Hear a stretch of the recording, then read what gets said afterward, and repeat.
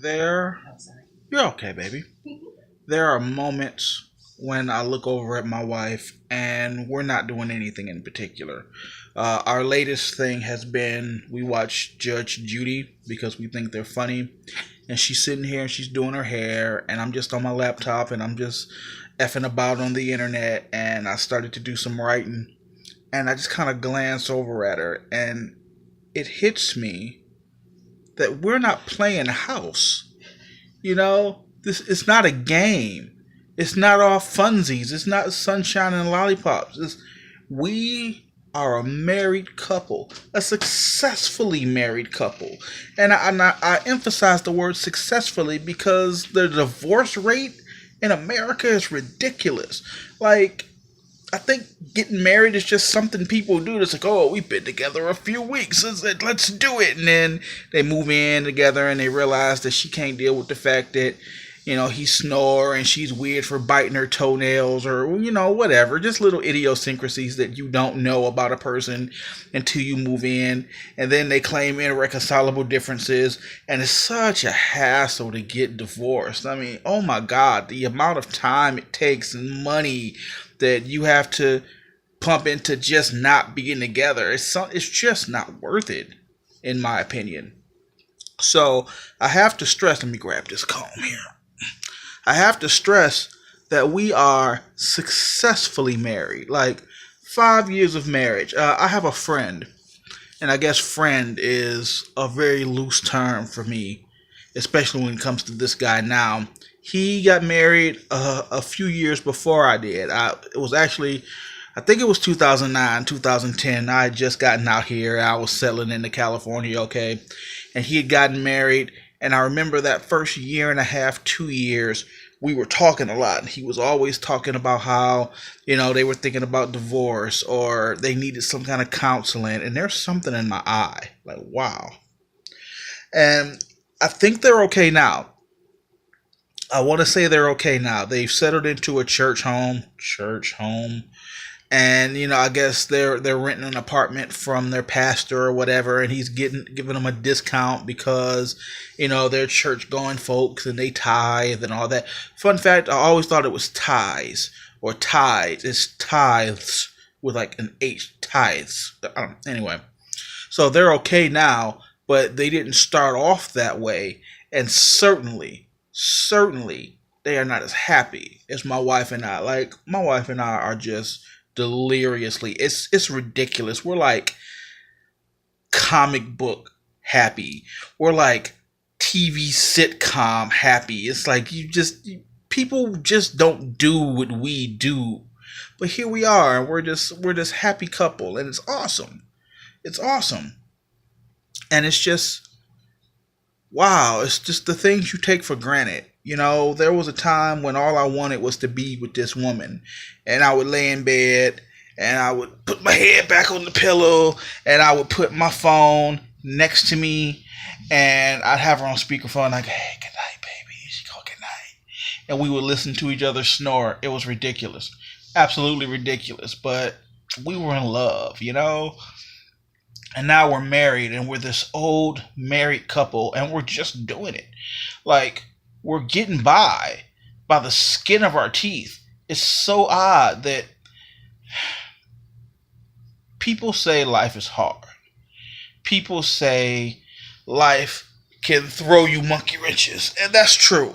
Life can throw you a swerve every now and then. Something comes up. It's called an unforeseen.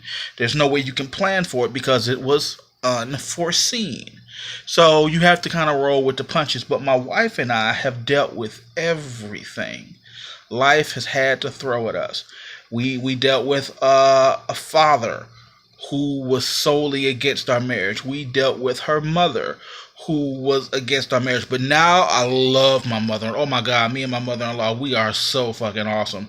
Like, we got a great relationship. We text back and forth. We're fun. Like, we get along awesome.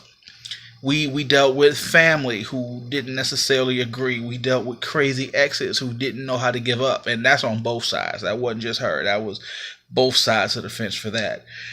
We dealt with Kari getting kidnapped in 2009.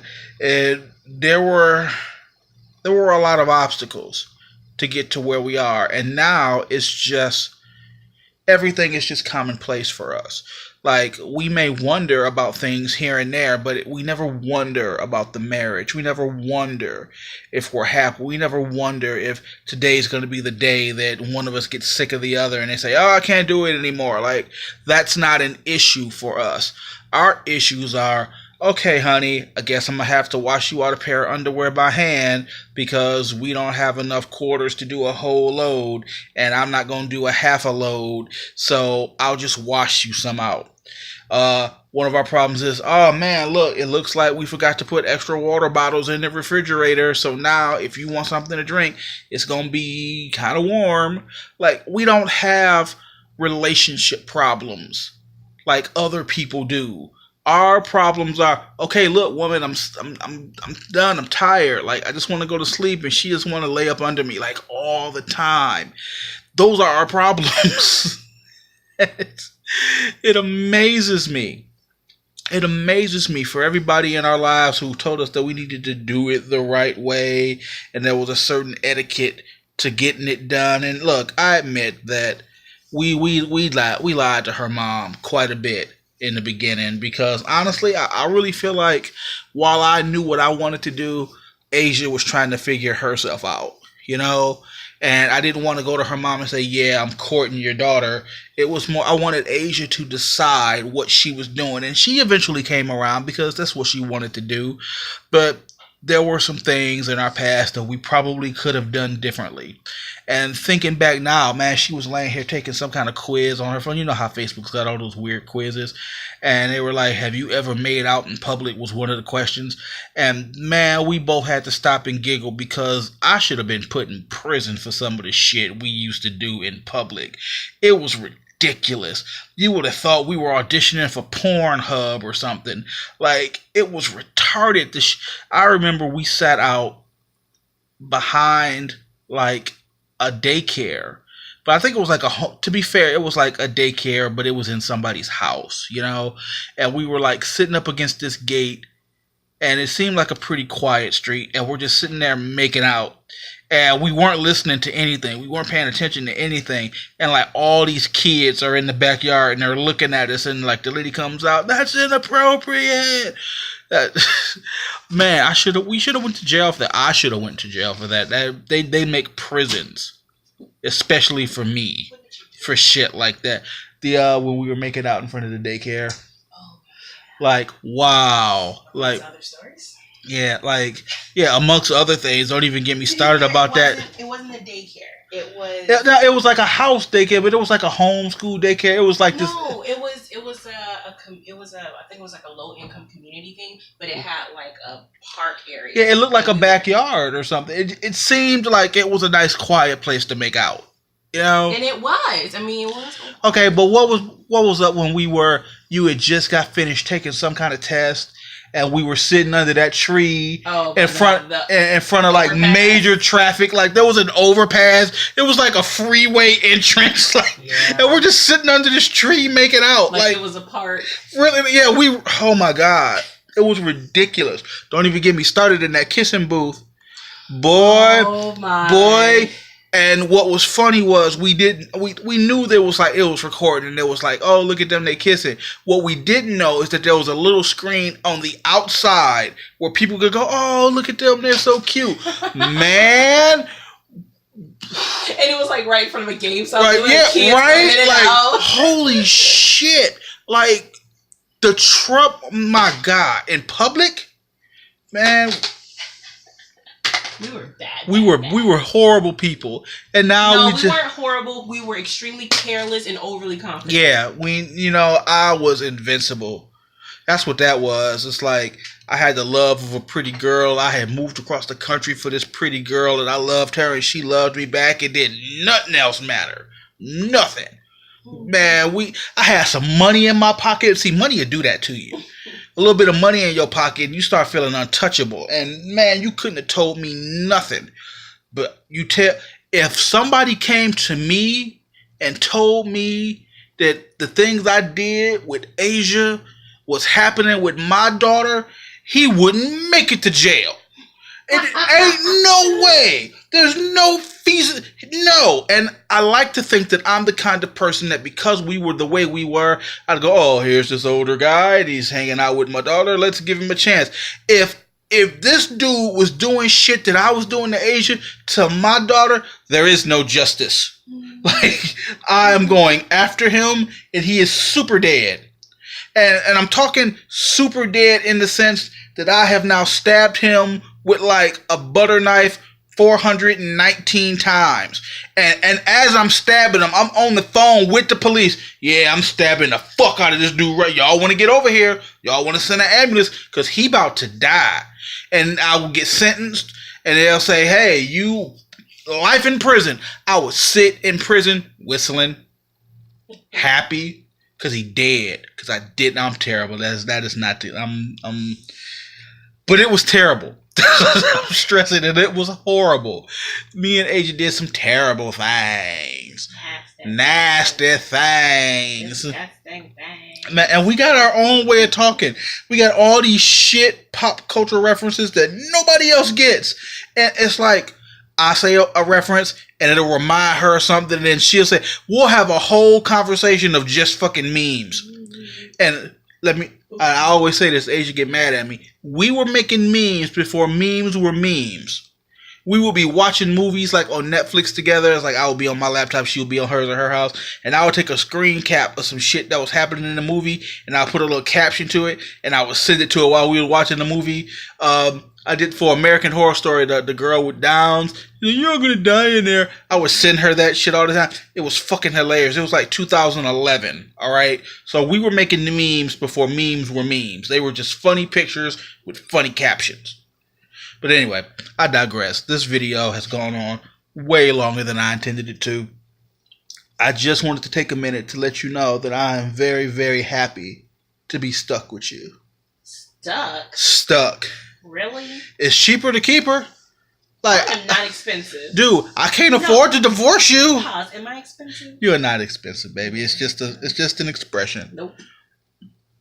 Like, Don't call me expensive. And who else would want me? You want to know something funny that's completely random? What's that? The pictures that I posted recently, they all got liked by who? my ex. It's like, of course he did. Yeah, her ex is still. He just, oh, you so pretty, Asia. We should hang out sometime. Oh. It's like, really, dude? Come on, dog. Like, okay. I was supposed to be ending this video. I remember, and then I'm gonna leave. Asia had decided that she couldn't mess with me no more because she was gonna be committed to this dude, and I knew it was bullshit. She knew it was bullshit. He was the only one who didn't know it was bullshit. No, I was the only one who didn't know it was bull. He knew it was bull because he didn't have the intention. Is that fair? Okay, that's fair. But like, I knew if you had your way, it'd have been me and you. It was just you were looking for acceptable. Yeah, I had. And I wasn't the package her family was looking for. So don't know what possessed her to think it was a good idea to call me on the phone with this dude. And I told him that I still talk to you because it's like, I'm not going to stop talking to him, but it was like, well, we need to have a conversation. So it was, yeah. I thought that was your idea. Was it? No, it had to have been his because I had nothing to say to him. So we're on the phone and admittedly, I'm a little whiny, and I'm like, Pookie, why are you doing this? Why are you acting up? And she was like, can't call me Pookie no more. I'm not your Pookie. And I did not sound. Yeah. You always make me sound like Jack. You can't. Well, look, I'm sorry. That's just. Okay, that's not how I sounded. No, I don't have a voice for you so because your default voice is Jackie. Because we don't get into it like that. I don't have a voice set aside for you. I sound like Jackie. No, I'm just. You were a bitch though. And you were a bitch. You were a controlling bitch. Oh, well, fuck. I was controlling as fuck. I won't lie to you. So we finally get past that. And I'm on the phone with this dude. And I was like, look, if this is what you gonna do, you treat her right. Because you got a good girl. And he was like, oh, man, I ain't gonna lose her. I know what I got. I know what's going on. Next day, she was at my house. We were doing it. Next day, Very next day. Like, dude, that was like 9 to 10 o'clock at night, 2 o'clock in the afternoon. Not even 12 hours later, we were on the side of the house doing it. Why did I even mention that? You make me sound so dickish and so slutty. Like, it's meant to sound sweet, but really what you just said is Asia was sleeping with 2 guys at the same time. Thanks, at the same damn time. Thanks a lot, honey. Thanks. You were so modest. Those were different times. We were different people. Like, from us getting married to now, we're different people. From when we first met, we're different people. So no, I don't hold you accountable for those sorts of things. You were blast me to the world. Yeah, you don't blast me to the Asia was nasty, dog. She was like, oh, just everybody, didn't matter who. Oh, you got a penis? Oh. Wow, thanks, honey. Thanks a lot. I feel so wifely. Oh, honey, stop it. Look at me. Pure. Look at me. Pretend the camera not on. Fuck but it is. That's why you're still holding it up. Put it down. Look at me. Mm-hmm. You know I love you. Don't none of that shit matter. It matters not to mention it. You know, I'm telling a story. We're being funny. See, I hear you, and you're right, and I'm not like offended for real. But it's like whenever you tell the story, the only thing you can say about yourself is, "Oh yeah, I was a little controlling." But controlling. Okay, I was an asshole. Okay, you were controlling. You're an asshole. But that's all you can really say. For me, it's like not only was I a hard-headed bitch, I was also a slut. So now you're going into details about how I just went around sucking cocks, and I was being. No, she didn't literally. Oh, you got a dick? Oh, I was that was for dramatic. I was being funny. You know what? You say the word. This shit'll never see the light of day. See, now you say that and it puts you on the spot. I'm not going to stop your video. Yes, but if you know what, I'm just saying. Whenever those stories come up, like I'm over it. I'm not like being hard on myself or anything, but it's just whenever those stories come up, it just makes me feel a little bad because it's just like. The story always ends, and Asia was a slut, and you know what? So we're gonna cut that part out. No, I'm not saying we have to do that. That's not what I'm saying at all. I'm just saying, for as much as you say like you were an asshole or whatever, it's like I clearly was worse because not only was I mean and naive, I also did bad things, and it it's not like I was giving you the best reasons in the world, man. I was a mess. No excuse. Oh, you were a little bit controlling, so she went around and sucked cocks. So see, now you can't say that because you say, "Oh, you paint this picture like you were just a little controlling." Okay, what actions do you have to go along with you being controlling? Okay, look. Want me to tell a story? Let's tell a story. No, you don't have to put yourself on blast. That's not what I'm saying. No, I'm fine because I don't consider that on blast. I really don't. This is just like, this is where we were. We're not that anymore. So I should not mind that it's... No, you know... No, I'm not saying it in a sarcastic way. I'm saying... it doesn't, like, I'm not, like, offended by, like, I'm over, I'm not going to be hard on myself anymore for some of my old choices, but I'm saying, should I not be sensitive about that kind of stuff being public? I don't... Yeah, to all 3 people who watch. Like, I don't want you to feel badly about your pet. Like, look, I'll tell you a shitty story. I'll tell you some shit that I did. It was awful. Do I know it? Yeah, you know this one. I don't know what we were arguing about, but Asia decided that she wasn't going to answer her phone no more. Oh, God. So I'm calling and texting, and she's sending me the voicemail, and eventually she just gets to the point that she just turns the phone off. And it was a jealous fucking fit of rage. What is she doing? Who is she doing? What's going on over there? Why you not answering me? What the fuck's the problem? So I unplugged my phone and I called my friend Rochelle. And I talked to Rochelle most of the way. And then she called me and cursed me out. In the middle of the night, walked to her house. Literally walked to her house. And she stayed in, and when was that the Hackstroms? Mm-hmm. It wasn't necessarily the best part of town. And granted, her mom was out of town. You didn't necessarily know that, or but was home. Man, you're talking. I lived in a house at that point. I was living in a house with like 20 people. Now it was a really big house. I mean, it was a big house. I mean, yeah, it was a but also house. Anybody could be there anytime. Man, and and they had a gate. And he didn't even know which room was mine. So I squeezed through the gate, So now I'm surveying every window, trying to figure out which window could be Asia's window. And I don't remember. I think I ended up knocking on the window, and she spotted me, and she closed the curtain, and she called me. She's like, "What the fuck are you doing?" I was like, "You need to talk to me right now." She's gotta talk to you when you go home, but you gotta go home right now. I was like, "Fine, I'm gonna go home." But I really went to the abandoned house across the street, or it wasn't abandoned. Maybe it was just for sale or something. And I sat on their back porch for like an hour, like trying to sort out what I was gonna do. And then my phone died, so I ended up having to walk back home anyway. But the moral of the story is, I was fucking nuts. Like, who does that? Like, we weren't supposed to be together. Her mother had made it very clear that I was not supposed to have any contact at all with her daughter. But here I am in the middle of the night, walking down the street, like cussing too. Like, I'm gonna get this bitch the fuck around with this bitch. She gonna just not answer. Man, I was fucking crazy. I had issues. I definitely have issues. But I'm not that guy anymore. I like to think I ain't that guy. I like to think we good. Help. For real? How do you learn the sign language? No. Help. H. Or gang signs. Be careful that somebody gonna pull up. Right? Holy shit, I'm gonna start getting messages from Crips. Oh no, I didn't know you was down. Right. Shit. Ready to roll out. Ready to roll? Hey dog, it's on. Nigga, what's on? Grab your strap. My strap? You mean my belt? No, my pants fit, homie. I'm good.